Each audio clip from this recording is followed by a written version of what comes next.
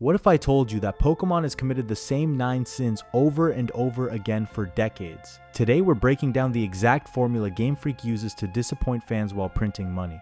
From overpriced tech demos that cost more than full games to microtransaction nightmares that weaponize your childhood nostalgia, each failure follows a specific pattern. By the end of this video, you'll have the precise vocabulary to identify exactly why every disappointing Pokemon game failed and why they keep making billions anyway. These 9 sins reveal how brand loyalty can overcome any amount of technical incompetence or lazy design. Let's start with the most shameless cash grabs in gaming history. The sin of greed. Overpriced tech demos. The sin of greed starts with 3 products that redefine shameless cash grabs. Nintendo once charged $14.99 for Pokédex 3D Pro, which was essentially a digital encyclopedia with fancy graphics. You got beautiful 3D models of every Pokemon, smooth animations, and detailed stats, plus some basic quiz features and AR functionality that barely justified calling it interactive. It was like paying full price for a Wikipedia article that looked pretty and occasionally asked you questions. Dream Radar somehow made this worse by charging money for absolutely nothing. This bizarre AR app let you point your 3DS camera around empty rooms to catch floating Pokemon that appeared on your screen. The entire experience lasted maybe 2 hours, and critics couldn't figure out what the point was supposed to be. You paid real money to wave your handheld around, like you were conducting an invisible orchestra. My Pokemon Ranch topped both disasters by charging $10 for a digital storage box. Players could dump their Diamond and Pearl Pokemon into this virtual ranch and watch them waddle around doing absolutely nothing. The interactivity was non-existent.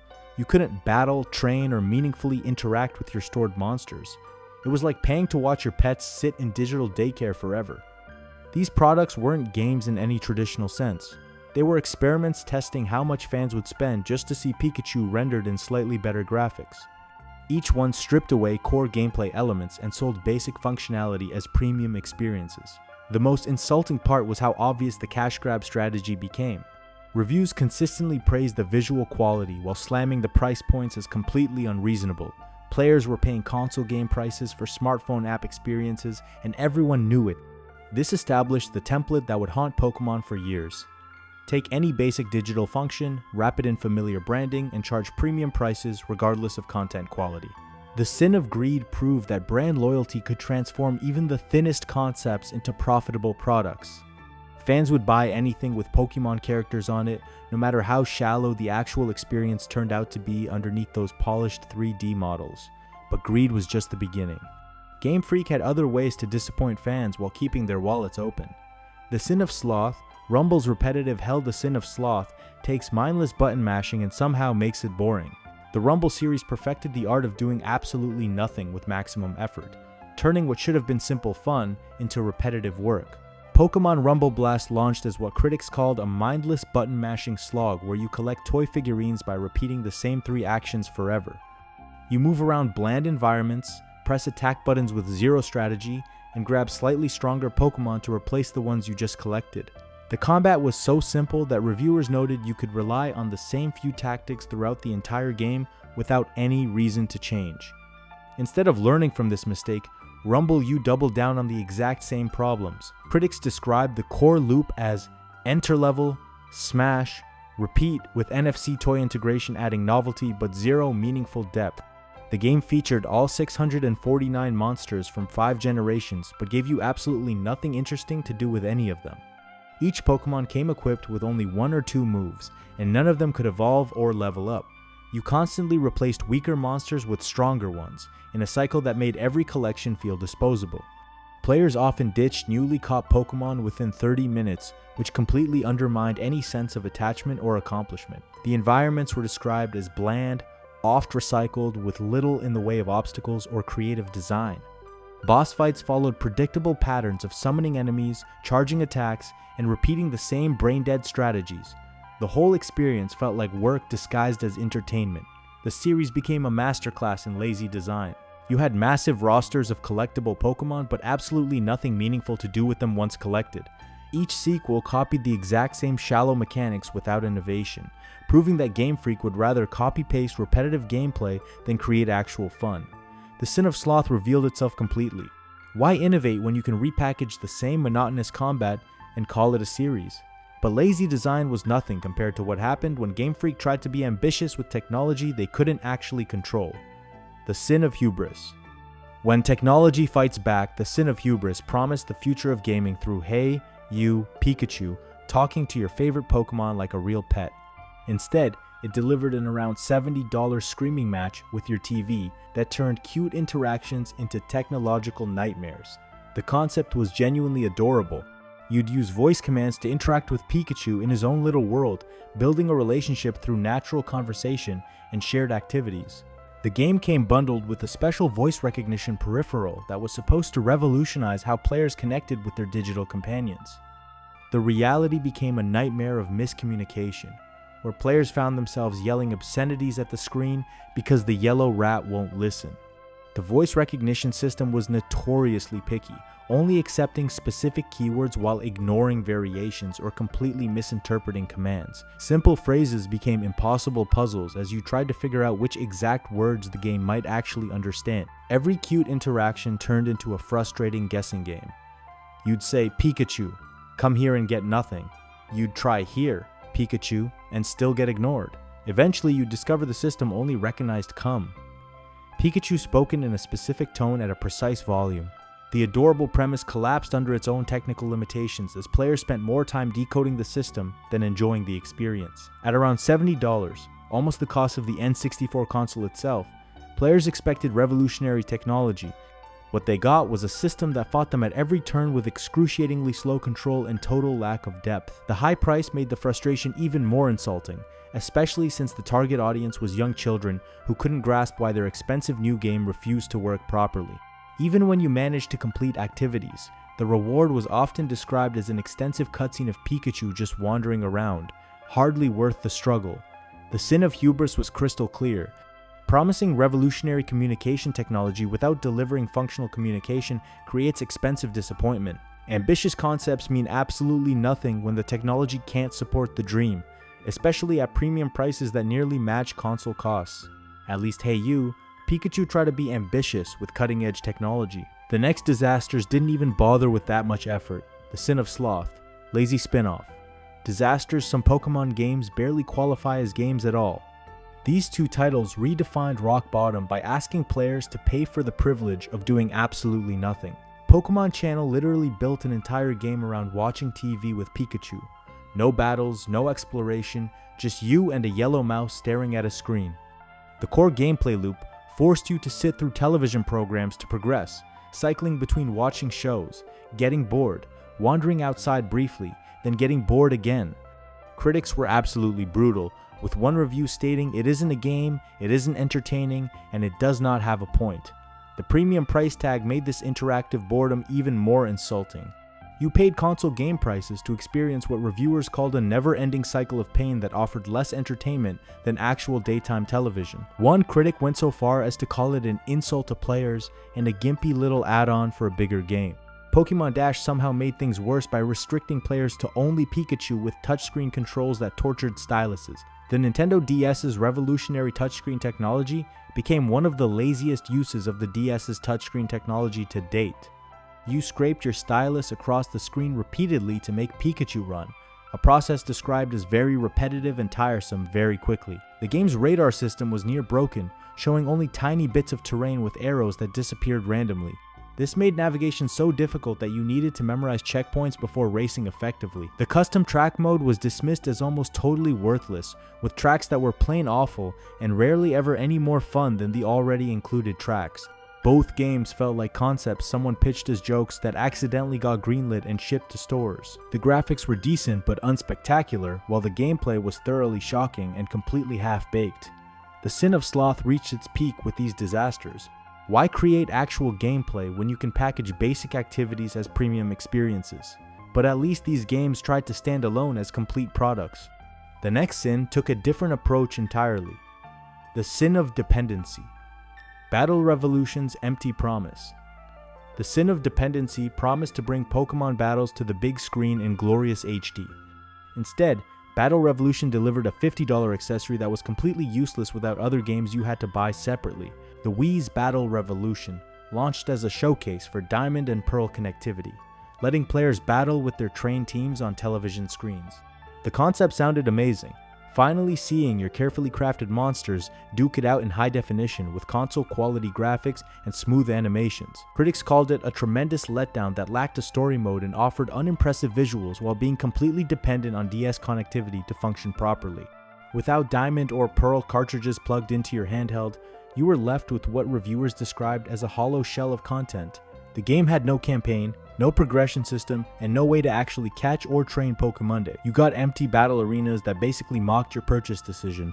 It was like buying a steering wheel without the car, technically functional but completely pointless on its own. The connectivity gimmick became the entire selling point, but connectivity without standalone value is just expensive downloadable content disguised as a full retail game. Players expected a complete Pokémon experience similar to Stadium or Coliseum from previous generations, but got a $50 peripheral instead. You needed to spend an additional $40 on Diamond or Pearl just to unlock Battle Revolution's basic functionality. That meant paying $90 total for what should have been a single complete experience. The pricing strategy made zero sense from a consumer perspective. The sin of dependency was born from this disaster. Game Freak designed a product that leveraged existing hardware instead of providing compelling standalone experiences. They assumed fans would gladly pay premium prices for glorified accessories that required multiple purchases to work properly. This taught the entire industry that connectivity features should enhance games, not replace them entirely. Battle Revolution became the perfect example of how not to handle cross-platform integration. But dependency on other products was nothing compared to what happened when Game Freak discovered they could make players dependent on their own wallets. The sin of greed. Microtransaction Nightmares mobile gaming unleashed Pokémon's darkest transformation, turning beloved monsters into currency and childhood nostalgia into credit card charges. Free-to-play mechanics transformed strategic gameplay into transactional grinding where your wallet mattered more than your skill. Pokémon Shuffle started as a brilliant puzzle game with solid match 3 mechanics, but hid what critics called a sleazy suite of microtransactions underneath the cute exterior. The core puzzles were genuinely fun and engaging, but the monetization scheme corrupted every single interaction. Hearts limited your playtime to just 5 attempts before forcing you into 30-minute waiting periods. Jewels gated meaningful progression behind paywalls, and every advance required either endless patience or real money. The game literally held your fun hostage by making you choose between time and cash constantly. The catch rate mechanic was intentionally designed to frustrate you. Even common Pokemon had absurdly low capture rates like 3%, forcing you into cycles of spending resources or replaying levels repeatedly. Great Balls purchased with premium currency didn't even guarantee success, creating a pay-to-win scenario where catching your favorites felt dependent on financial investment. Masters EX perfected this formula with gacha mechanics that turned collection into gambling. Every favorite character became a potential credit card charge through random rolls using premium gems. The traditional thrill of strategically catching Pokemon was replaced by passive acquisition through slot machine mechanics. Both games were technically successful and visually appealing, but they transformed what should have been strategic experiences into repetitive grind fests focused on rolling and leveling rather than actual Pokemon gameplay. The core mechanics remained solid, but the monetization schemes made players constantly evaluate whether victories were worth the cost. The interface actively steered you toward poor purchasing decisions with terrible deals like exchanging premium jewels for just 5 extra moves. These scammy pricing schemes made every achievement feel hollow because you never knew if you succeeded through skill or spending. The sin of greed evolved here, weaponizing puzzle mechanics and beloved characters to create addictive spending loops disguised as games. These titles proved that microtransactions could make genuinely good games feel terrible by turning every victory into a purchase decision. But greed wasn't the only way Game Freak could disappoint fans who just wanted their childhood favorites treated with respect. The sin of negligence. Faithful disasters. The sin of negligence took a different approach, being too faithful to beloved originals, while somehow making them worse. Brilliant Diamond and Shining Pearl promised to recapture the magic of the original Sinnoh games with modern graphics and quality of life improvements that would satisfy both nostalgic fans and newcomers. Instead, they delivered what critics called overly literal recreations that missed opportunities for meaningful improvements while adding new bugs to classic experiences. The developers aimed for tile-for-tile recreation, but this strict adherence meant many improvements from Platinum were left out entirely. You lost the battle frontier, reduced Pokemon variety on main routes, and Platinum's unique gym layouts, all sacrificed for exact replication. The faithful approach created a disjointed experience where traditional tile-based movement clashed with analog stick controls. Players got stuck behind NPCs regularly and fell off cliffs due to emulation of classic tile movement backfiring completely. The analog stick movement never felt right within structures designed for D-pad control, making basic navigation feel clunky and unnatural. The Grand Underground exemplified this backwards design philosophy. While it offered new Pokémon spawns and secret bases, players found it incredibly aggravating to repeatedly enter and exit Pokémon hitaways, hoping for specific spawns to appear. The game deliberately stacked odds against you, pushing you toward Pokémon statues to influence spawns, a concession rather than natural enhancement. Critics noted these remakes felt safe and derivative, prioritizing exact recreation over innovation. Players got technical remasters that felt simultaneously nostalgic and underwhelming, familiar enough to trigger memories but stale enough to disappoint anyone expecting evolution. The decision to remake only Diamond and Pearl rather than the superior Platinum version was seen as a massive missed opportunity. Fans familiar with Platinum's enhancements were left wanting more complete experiences. The sin of negligence emerged clearly, using faithfulness as an excuse to avoid meaningful enhancements while charging full price for minimal effort. These games prove that perfect recreation without evolution creates expensive nostalgia that satisfies absolutely no one completely. But negligence wasn't Game Freak's strangest strategy. Sometimes their most controversial decisions became their biggest victories. The sin of controversy. Successful disasters. The sin of controversy proves that outrage sells better than quality. These games sparked massive fan debates, divided communities, and sold millions anyway, demonstrating that controversy can be the most effective marketing strategy ever invented. Sword and Shield's Dexit removed over 450 Pokémon from previous generations, sparking fan fury and boycott threats across social media and gaming forums. Fans dubbed the controversy Dexit and accused Game Freak of laziness while discussing organized boycotts. The exclusion meant you couldn't transfer your favorite monsters from older games, breaking a core promise the series had maintained for decades. Despite the massive controversy, the game sold 6 million copies worldwide on their first weekend, with 2 million on the first day alone. These numbers made it the highest grossing launch for the 2-3-year-old series, even surpassing Super Smash Bros. Ultimate's launch sales. The outrage apparently helped sales rather than hurting them. Let's Go Pikachu and Eevee simplified mechanics so drastically that hardcore fans felt betrayed, but casual players embraced the accessibility completely. The games removed wild Pokemon battles, simplified catching to motion controls, and let your entire party gain experience simultaneously. Veteran players saw this as dumbing down core mechanics, while newcomers found the streamlined approach welcoming and modern. Both controversies highlighted the same pattern. Bold decisions that anger vocal online communities while attracting mainstream audiences who don't follow gaming drama on Reddit or Twitter. Many players buying these games had no idea controversies even existed, focusing instead on catching new monsters and enjoying updated graphics. The discourse became more intense than the actual gameplay problems. Social media arguments generated more engagement than the games themselves, with fans spending more time debating changes than actually playing. The $20 price increase over previous 3DS titles should have hurt sales, but brand loyalty overcame every concern. The sin of controversy revealed itself completely. Making divisive choices generates free marketing through fan debates, while capturing new audiences who care more about Pikachu than Pokédex completeness. These successes prove that mainstream appeal can overcome any amount of hardcore fan criticism when childhood nostalgia drives purchasing decisions. But controversy was nothing compared to Game Freak's ultimate discovery that technical competence was completely optional. The sin of negligence, technical catastrophes. Scarlet and Violet represent the ultimate sin, releasing broken games that sell record numbers because Pikachu is on the cover. These games launched as what Digital Foundry called comprehensive technical failures, with frame rate issues, texture pop-in, and glitches that made basic exploration genuinely frustrating. The technical analysis was brutal. Digital Foundry documented near-constant frame rate dips and stutters during open-world traversal, with the game struggling to maintain even 30 frames per second. The game speed was tied directly to frame rate, creating slow-motion effects during significant drops. Urban environments were particularly broken, with NPCs appearing abruptly and background objects rendering at just 2 frames per second when viewed from distance. Visual glitches plagued every aspect of gameplay. NPCs disappeared randomly, Pokémon clipped through terrain and walls, and characters stuttered while walking or froze in T-poses during cutscenes. The camera system was completely unstable, frequently clipping through objects or the ground. Even Pokeballs triggered camera glitches regularly.